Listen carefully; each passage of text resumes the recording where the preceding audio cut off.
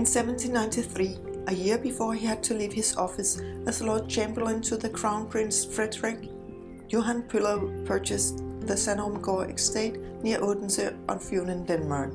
155 acres of land abounding in water, he established a garden that in the course of time became one of the most beautiful and romantic gardens in Denmark.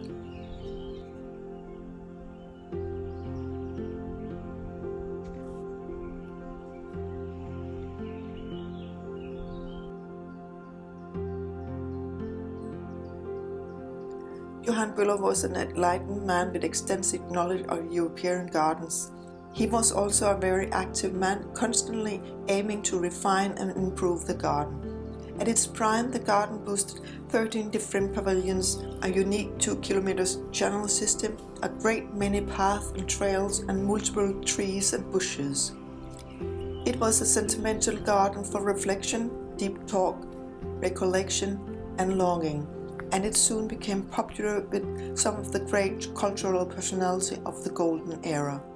Great names such as Eckersberg, Thorvaldsen, Clemmensen, Ingemann, and Hans Christian Andersen have set foot on the path, taken boat rides and visit pavilions in order to get inspired and find relaxation.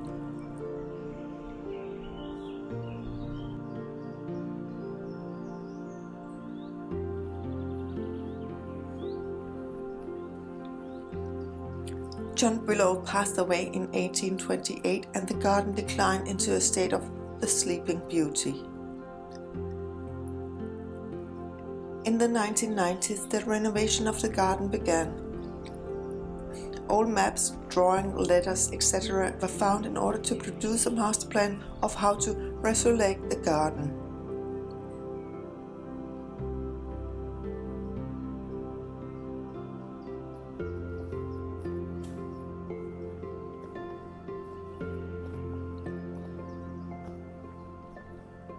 Water is one of the exceptional characteristics of the garden, and for this reason, major effort was put into cleaning up the canals.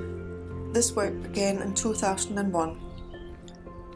After the first cleaning up, reconstruction of paths and trails followed. The pavilions Sommerlyst, Summer's Delight, and Tankefuld, Thoughtful, were restored between 2006 and 10. The Rose and Herb Garden was re-established in 2009 to 10 and the Fruit and Berry Garden in 2011.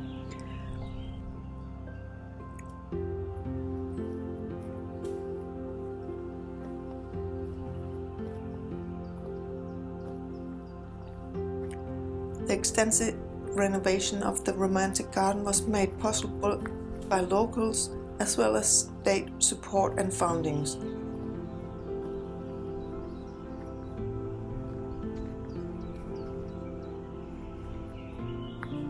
It has been a dream for Sanderumgaard's current owners Susanne and Erik Vind to restore the almost 200-year-old large historic manor garden and open it for the public.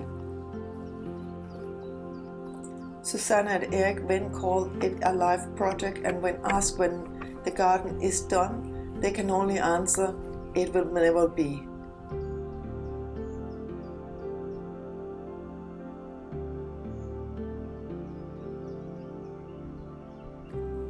The Romantic Garden style is English on the base of the open English park landscape. It's oriented as a replacement for the strict French Baroque garden.